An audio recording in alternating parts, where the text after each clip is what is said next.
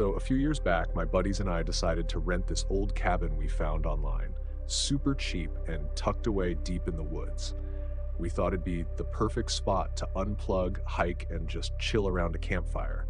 But man, that weekend turned into something straight out of a horror flick. We came across a cabin on an obscure rental website, the kind where the photos look a little too good to be true.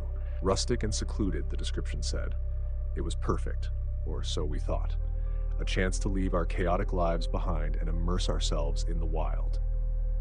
We set off early Friday, all five of us crammed into Jake's beat-up SUV, laughing and joking as we left the city behind. The drive took us through tiny towns and endless farmland, and as we got closer, the road narrowed, trees closing in like a tunnel.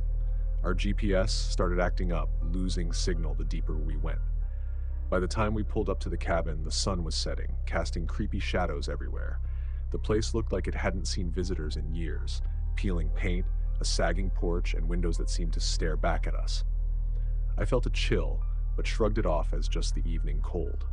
Cozy, huh? Jake joked, though we all sensed his unease. Not wanting to chicken out, we grabbed our stuff and headed inside. Inside, it was just as rundown. Dusty furniture, creaky floors, and a musty smell that screamed, abandoned. The kitchen had ancient appliances, and the living room's mismatched chairs faced a massive stone fireplace. A rickety staircase led up to a loft with a couple of tiny bedrooms. As we unpacked, I couldn't shake the feeling that we were trespassing.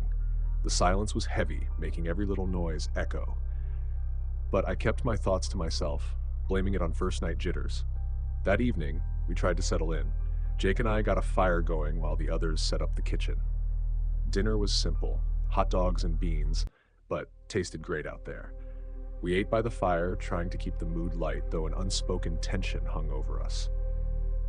After eating, we decided to explore before it got too dark. The woods were dense, the trees towering and close together, blocking out what little light was left. We talked about hiking plans and maybe finding a stream to fish in, but as we ventured further, that uneasy feeling crept back. The shadows seemed to move and the silence was deafening. Then, we stumbled upon a small clearing with old, half-buried gravestones, their inscriptions faded. No signs of any nearby buildings, just these forgotten graves. It was creepy, but we tried to laugh it off. "Guess we know why the cabin was so cheap," Lisa said, her voice a bit shaky. "Yeah," I replied, forcing a grin. "Nothing like a graveyard to keep the rent low." With darkness closing in, we headed back, that sense of dread following us.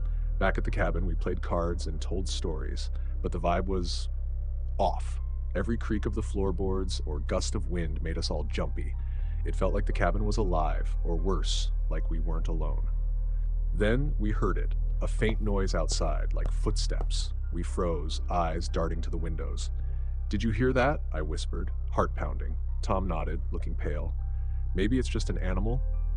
But the sound was too deliberate, circling the cabin slowly as if wanting us to know it was there. I grabbed a flashlight. "I'm gonna check it out," I said, trying to sound brave. Jake joined me, and we cautiously opened the door. The cold night air hit us, but the darkness outside felt thicker, almost alive. We scanned the area but saw nothing, no footprints, no movement. We went back inside, trying to convince ourselves it was nothing. But you could feel the fear in the air. We decided to sleep in the living room, not wanting to be alone upstairs. We set up our sleeping bags around the fire, but sleep didn't come easy. Every noise kept us on edge. The room was deathly quiet, save for the crackling flames. Just as I was drifting off, I heard it again. Footsteps. Only this time they weren't outside, but from the loft above. Slow, deliberate steps. My heart stopped. I glanced at Jake, who was wide-eyed, staring at the ceiling. "Someone's up there," he whispered. The steps moved to the top of the stairs, then paused. We were paralyzed with fear. Then the footsteps began descending. Panic surged through me. "We need to leave. Now," I said, voice shaking. The others didn't hesitate. We grabbed what we could and bolted, the footsteps growing louder as we burst out the door into the freezing night. We jumped into the car, and Jake sped off, the cabin disappearing into the darkness, swallowed by the trees. "What the hell was that?" Jake finally asked, his voice shaking. None of us had an answer. We didn't stop until we reached a motel miles away.